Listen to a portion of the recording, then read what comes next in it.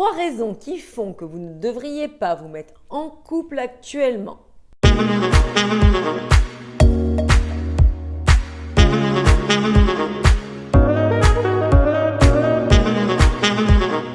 Bonjour mesdames, j'espère que vous allez bien, que vous avez la forme, que vous êtes toujours motivés à réussir votre vie amoureuse, à prendre cette belle part du gâteau, à être enfin cette femme qui réussit dans toutes les sphères de sa vie. Ici Samantha Pampiglia, votre coach, votre experte en relations amoureuses et en développement personnel au féminin. Dans cette nouvelle vidéo, nous allons voir que parfois, il est inutile de presser les choses, de faire en sorte forcément que cela puisse fonctionner pour vous avec un homme, car il y a des choses à voir en amont. Beaucoup idéalisent la relation, pensent que c'est le saint graal d'une vie, pensent que c'est l'aboutissement d'une vie de femme. En revanche, dans la vie, et j'en parle régulièrement, nous ne pouvons pas prendre de raccourcis. Nous ne pouvons pas prendre de raccourcis sans comprendre certaines choses au préalable. Donc, voici 3 raisons qu'actuellement vous n'êtes pas prête et que vous devriez prendre en considération ces points-là avant de vous lancer dans cette quête de l'amour. Mais avant de commencer, je vous propose un diagnostic amoureux totalement gratuit. Les liens sont dans la barre d'infos. Ne vous privez pas. Cela va vous permettre non seulement que je puisse vous dire mon sentiment sur votre situation et ce qu'il faudra que vous mettiez en place comme stratégie pour atteindre vos objectifs amoureux. Je suis là pour vous. N'hésitez pas à obtenir tout ceci dans les barres d'infos. Mais sans plus tarder, commençons. Premièrement, vous voulez être en couple pour correspondre à une certaine image de la société, la pression de votre famille, l'âge qui fait qu'on vous pose trop de questions, pourquoi vous n'êtes toujours pas en couple. Bref, vous voulez rentrer dans un certain idéal de vie. Qu'est-ce qui fait dans ces cas-là? Qu'est-ce qui se passe dans ces cas-là?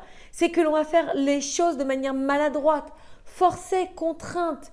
Et du coup, nous n'aurons pas les cartes en main, nous n'aurons pas les clés pour réussir cette relation amoureuse. Car, comme j'en parle régulièrement, la vie d'un couple n'est pas un long fleuve tranquille. Et pour réussir, il faut que vous ayez les cartes en main, il faut que vous soyez équipés correctement. C'est comme si vous alliez vous rendre à un concours et que vous n'avez pas révisé avant ou que vous ne connaissiez pas le sujet au préalable. Eh bien, les relations, c'est de la même manière que ça se pratique. Il faut que vous ayez en vous un équipement intellectuel, un équipement émotionnel pour pouvoir œuvrer positivement. Et lorsque vous allez vous trouver confronté à une certaine situation, une certaine tension dans le couple, vous saurez comment faire et ne pas vous perdre. Deuxième point, vous avez l'impression que lorsque vous serez en couple, cela va effacer vos problèmes, vos failles, vos manquements, vos difficultés émotionnelles. La vie d'un couple est merveilleuse,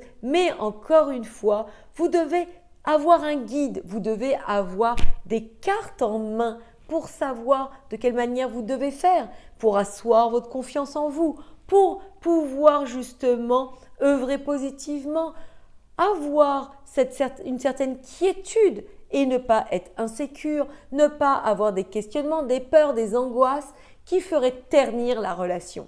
Donc en amont, et c'est ce que je préconise régulièrement, d'ailleurs c'est ce que dit Rumi, le meilleur moment pour préparer sa relation amoureuse, c'est de le faire avant de rencontrer l'homme de votre vie. Vous comprenez ? Lorsque vous réussissez à avoir la meilleure version de vous-même, lorsque vous avez effacé vos manquements, vos peurs, vos inquiétudes, que vous savez comment faire, eh bien, c'est une autoroute pour vous par la suite. Vous n'avez plus justement à tâtonner, à ne pas savoir ou du moins détériorer cette belle relation. Beaucoup de femmes, en fait, se mettent une balle dans le pied car elles ne sont pas assez équipées, rencontrent un homme qui est fait pour elles et du moins en n'ayant pas les clés en main, eh bien, elles gâchent ces histoires. Donc, mesdames, faites en sorte d'être les gagnantes de votre vie, d'être leader dans votre vie. Et comment font les leaders? Ils s'équipent. Troisième point, vous voulez vous mettre en couple pour ne plus être seul. Et ça, c'est tragique. Parce que dans ces cas-là, encore une fois, on agit à travers l'énergie de la peur et on va faire des mauvais choix. On va choisir un homme qui ne correspondra pas vraiment.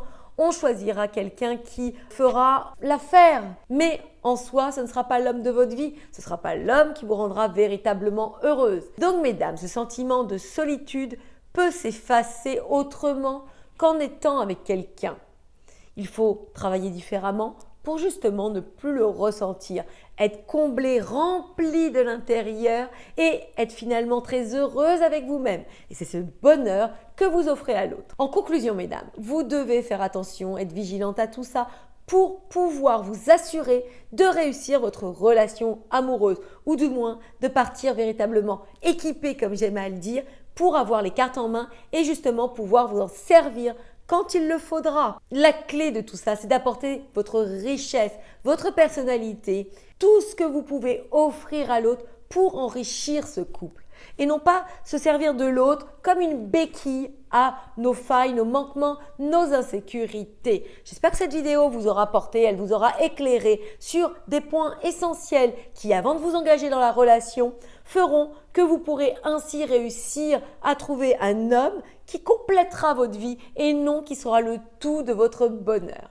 Cette vidéo est terminée, toujours comme d'habitude. Si elle vous a inspiré, elle vous a porté, elle vous a servi, likez-la, partagez-la à une amie, une sœur qui serait dans la difficulté et qui aurait besoin d'être aidée. Comme je le dis souvent, tout est lié, nous sommes toutes liées ensemble. Et lorsque l'on aide une personne, on s'aide soi-même. C'est toujours l'histoire des vases communicants. Je vous embrasse, je vous dis donc à très vite pour une prochaine vidéo.